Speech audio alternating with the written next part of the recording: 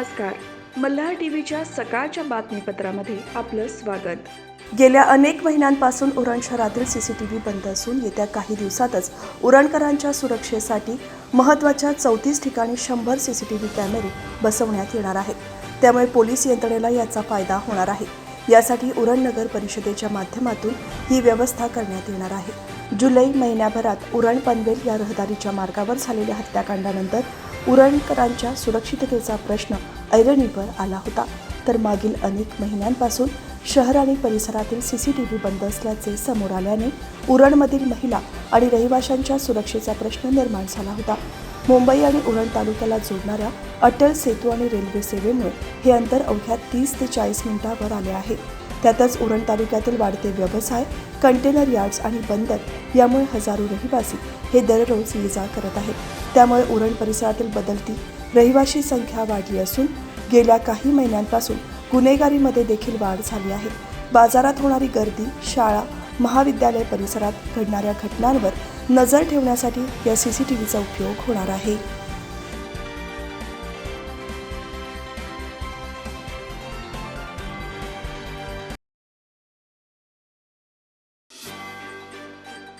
पनवेल शहर पोलीस ठाण्याच्या हद्दीतील घडलेल्या अपघाती गुन्ह्यातील बेवारस अशा 189 वाहनांच्या मूळ मालकांचा शोध घेत असून या संदर्भात त्यांनी पनवेल शहर पोलिसांशी संपर्क साधण्याचे आवाहन सुद्धा करण्यात येत आहे.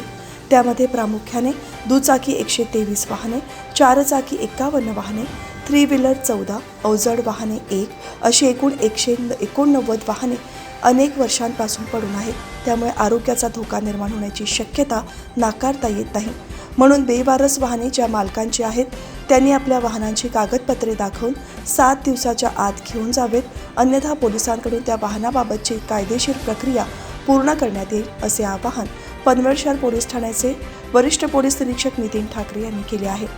या संदर्भात संबंधित वाहन मालकांशी पत्रव्यवहार करण्यास सुरुवात केली आहे.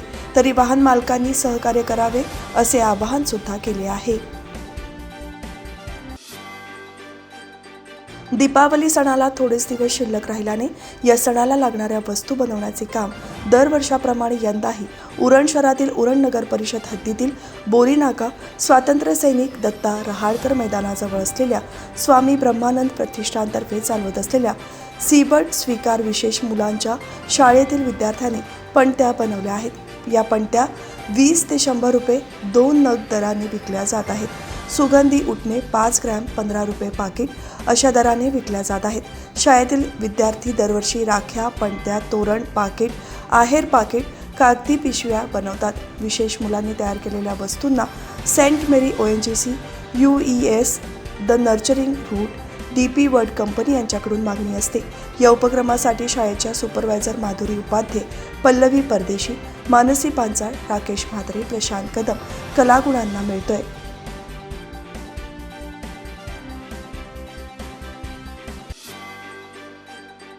चॉकलेटचे आमिष दाखवून कळंबोलीमध्ये रविवारी सकाळी 11:30 वाजता एका दुकानदाराने 9 वर्षाच्या बालिकेवर अत्याचार करण्याचा प्रयत्न केला. या घटनेची रीतसर तक्रार पालकांनी कळंबोली पोलीस ठाण्यात नोंदवली आहे. पीडित बालिका ही कळंबोलीत राहते. तिच्या आईने दिलेल्या तक्रारीनंतर या घटनेला वाचा फुटली. दुकानामध्ये चॉकलेटचे आमिष दाखवून संशयित आरोपीने बालिकेला दुकानात घेतले. त्यानंतर तिच्यावर अत्याचार करण्याचा प्रयत्न केला. याबाबत बालिकेने घरी पालकांना सांगितल्यावर पोलीस ठाण्यात 48 वर्षीय आरोपी विरोधात गुन्हा नोंदवण्यात आला. कळंबोली पोलीस ठाण्याचे वरिष्ठ पोलीस निरीक्षक राजेंद्र कदम यांनी या प्रकरणी आरोपी विरुद्ध बालकांचे लैंगिक छळ आणि शोषण कायद्याअंतर्गत कारवाई केली.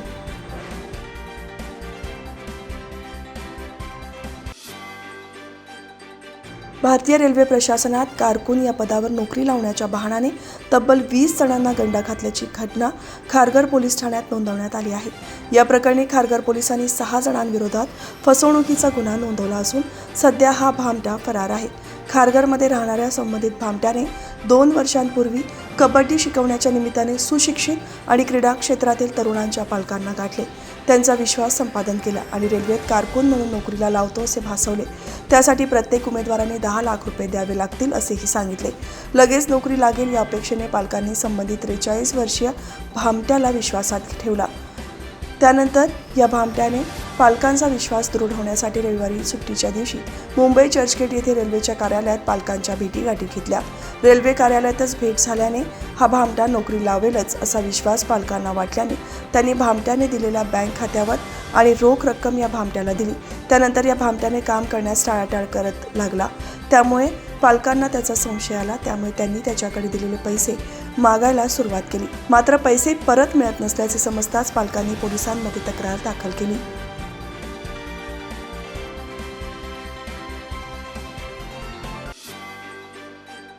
विधानसभा सार्वत्रिक निवडणुका 2024 जिल्ह्यात आदर्श आचारसंहिता लागू झाली आहे. या निवडणुकीची प्रक्रिया पूर्ण होईपर्यंत संपूर्ण रायगड जिल्ह्यात सर्व शासकीय, निमशासकीय कार्यालय, संस्था, शासकीय विश्रामगृह, सार्वजनिक ठिकाणी, रस्त्याच्या ठिकाणी धरणे आंदोलन, मोर्चा, निदर्शने, उपोषण करण्यावर निर्बंध घालण्यात आले असल्याचे आदेश जिल्हाधिकारी किशन जावळे यांनी जारी केले आहेत. रायगड जिल्ह्यातील 7 विधानसभा मतदारसंघातील निवडणुकीची संपूर्ण प्रक्रिया शांततेत, निर्भय आणि न्याय वातावरणात पार पडण्याच्या दृष्टिकोनातून जिल्हा दंडाधिकारी, उपविभागीय दंडाधिकारी, तालुका दंडाधिकारी कार्यालय तसेच जिल्ह्यातील सर्व शासकीय, निमशासकीय कार्यालय, शासकीय विश्रामगृह, सार्वजनिक ठिकाणे, रस्त्यावर कोणत्याही राजकीय पक्षाने, व्यक्तीने, संघटनेने, निवडणूक लढवणाऱ्या उमेदवाराने किंवा त्याच्या प्रतिनिधीने किंवा त्याच्या हितचिंतकांनी धरणे आंदोलन, मोर्चा, निदर्शने, उपोषण करण्यावर निर्बंध घालणे आवश्यक होते.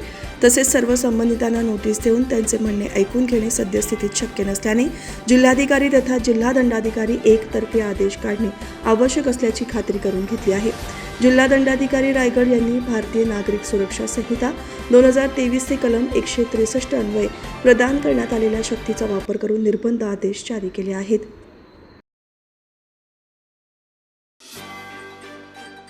खोपोली शहरात मागील काही दिवसांपासून मोकाट कुत्री आणि जागोजागी रस्त्यांवर पडलेले खड्डे या दोन्ही समस्यांनी शहरवासीय प्रचंड हैराण झाले आहेत. शहरात मोकाट कुत्र्यांची संख्या अचानकपणे वाढली आहे. यातील काही कुत्री पिसाळली असल्याने ते विद्यार्थी आणि नागरिकांवर हल्ला करत आहेत. नगरपालिकेकडे कुत्र्यांना बंदिस्त ठेवण्यासाठी कोणतीही यंत्रणा नसल्याने ही समस्या दिवसेंदिवस वाढत आहे.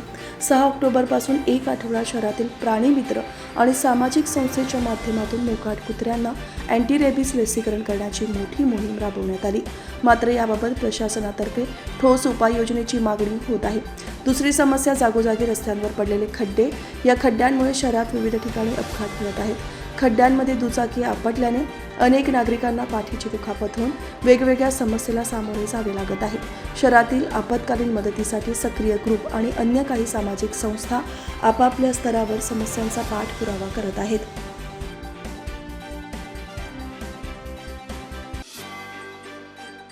विधानसभा निवडणुकीसाठी प्रशासकीय यंत्रणा सज्ज झाली आहे. निवडणुका शांततेत, पारदर्शकपणे आणि भयमुक्त वातावरणात पार पडाव्यात यासाठी तयारी पूर्ण झाली आहे. मतदारांनी मोठ्या संख्येने मतदान प्रक्रियेत सहभागी व्हावे असे आवाहन जिल्हाधिकारी किशन जावळे यांनी केले आहे. तसेच निवडणूक आचारसंहितेचा भंग केल्यास कठोर कारवाई केली जाईल असा इशाराही त्यांनी दिला.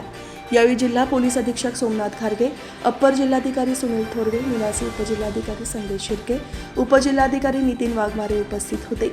जिल्ह्यात आदर्श आचारसंहितेचे काटेकोरपणे पालन केले जाईल. भारत निवडणूक आयोगाने निवडणुकीचा कार्यक्रम घोषित केला असल्यामुळे आदर्श आचारसंहिता लागू झालेली आहे.